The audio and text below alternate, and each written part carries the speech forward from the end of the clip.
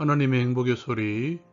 이 시간에 우리가 함께 나눌 말씀은 데살로니가전서 2장 1절에서 16절까지의 말씀입니다.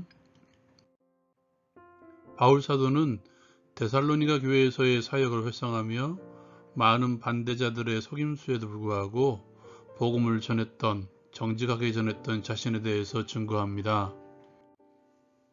바울은 먼저 고난 중에 복음을 전한 자신의 사역을 그들에게 전합니다. 먼저 자신이 그곳에 들어간 것이 헛되지 않은 줄 그들도 안다고 말하고 있죠. 들어가기 전에 먼저 빌립보에서 고난과 능욕을 당하였지만 하나님을 힘입어 많은 싸움 중에서 복음을 전했다고 전합니다.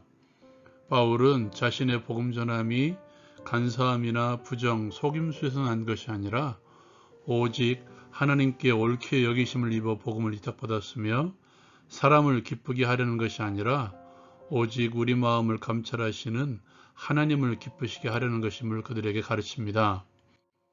또한 바울은 자신의 복음 전함의 태도에 대해서도 전하는데요. 바울은 아무 때에도 아첨하는 말이나 탐심의 탈을 쓰지 아니한 것을 하나님께서 증언하셨으며 사람에게서는 영광을 구하지 아니하고 마땅히 사도로서 권위를 주장할 수 있지만 도리어 유순한 자가 되어서 유모가 자기 자녀를 기름과 같이 하였으며 그렇게 사모함으로 복음뿐만 아니라 목숨까지도 그들을 위해서 주기를 기뻐함은 그들을 사랑하기 때문이라고 데살로니가 교인들에게 말합니다. 바울은 아무 때에도 해를 끼치지 아니하려고 밤낮 일하면서 복음을 전하였다고 전하죠.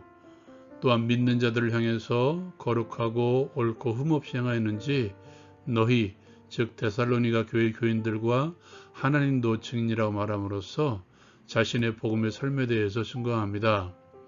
또한 아버지가 자녀에게 하듯 권면하고 위로하고 경계함으로써 자기 나라와 영광에 이르게 하시는 하나님께 합당히 행하게 하려 한다고 그들에게 말합니다. 바울은 데살로니가 교회 교인들이 바울에게 복음을 들을 때 사람의 말이 아닌 하나님의 말씀으로 받음으로 감사를 드리죠. 그리고 그 말씀에 믿는 자 가운데에서 역사한다고 그들에게 전합니다. 또한 유대에 있는 하나님의 교회가 유대인들에게 고난을 받은 것과 같이 데살로니가 교회도 동족에게 고난을 받았음을 말하며 그들에게 대적하는 자들에게 하나님의 노하심이 끝까지 임하였다고 그들에게 전합니다. 이 말씀을 가지고 함께 적용을 위해서 나누기를 원합니다.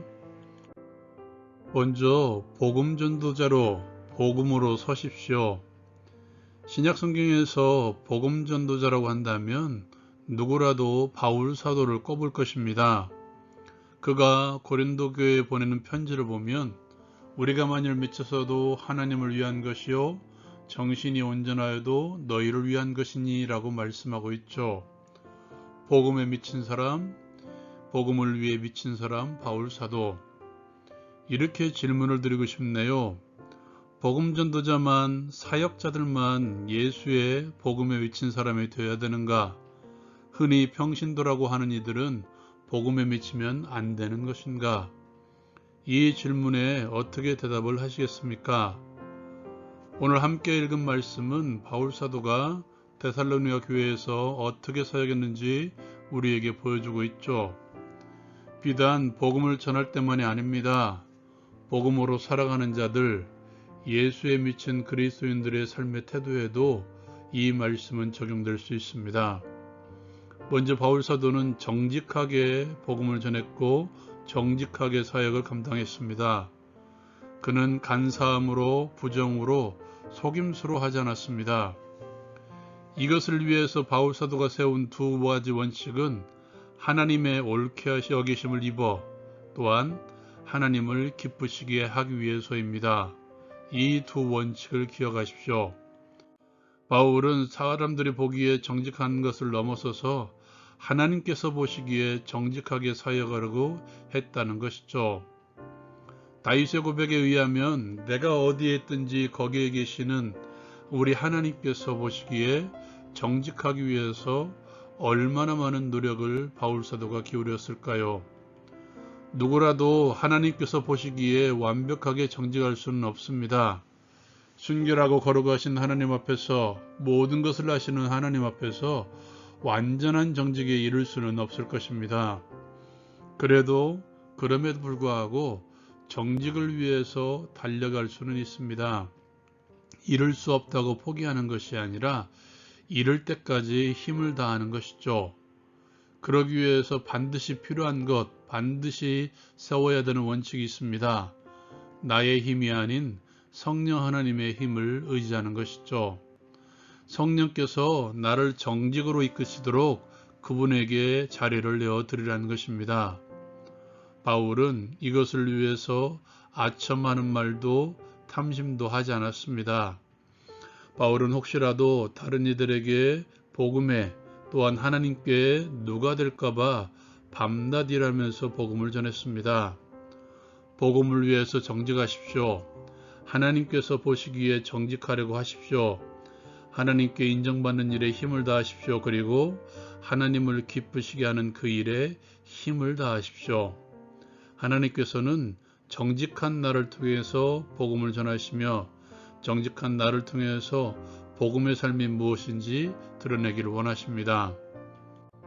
두 번째로 그는 부모의 심정으로 복음을 전했습니다. 오늘 말씀에 보면 바울 사도는 데살로니가 교회에서 유모가 자녀를 기름과 같이, 그리고 아비가 자녀에게 하듯 사역했다고 말씀하고 있습니다. 바울은 다른 서신서에서 그리스도 안에서 일만 스승이 있으되 아비는 많지 아니하니 복음으로써 너희를 낳았다라고 전하고 있죠. 오늘 어머니라고 하지 않고 유모라고 말씀하는데요. 유모의 특징 때문입니다. 유모는 갓난아이에게 젖을 먹이는 이들입니다. 오직 그녀는 갓난아이만을 위해서 아이에게 젖을 먹이는 일만에 집중하는 자들이죠. 그는 아이에게 젖을 먹이는 일만 감당하는 사람입니다. 그래서 그의 관심은 오로지 아이가 배고픈 것에만 관심이 가 있죠. 그리고 아이를 위해서 온전히 자신의 몸과 시간을 사용합니다. 오늘 말씀에서 그것을 바울 사도는 사랑이라고 표현하고 있죠. 아버지에 대해서는 이렇게 말씀하고 있습니다. 자녀에게 하듯 권면하고 위로하고 경계하노니, 자녀에게 길을 제시해주고 그 길로 갈 수 있도록 충고하고 격려합니다. 철저히 순종할 수 있도록 경계하고 가르치고 때로는 훈계하는 것이죠.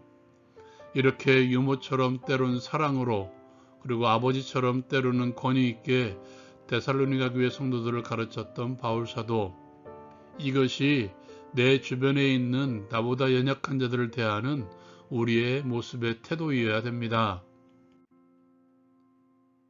모든 말에나 일에 정직하게 하옵소서. 때로는 사랑으로, 때로는 아버지가 훈계하듯이 연약한 자들을 대하게 하옵소서. 예수님의 이름으로 기도합니다. 아멘. 복음만큼이나 중요한 것이 복음을 가진 자들의 삶이죠. 우리 마음을 감찰하시는 하나님이 보시기에 정직하십시오. 라운큐티 마칩니다.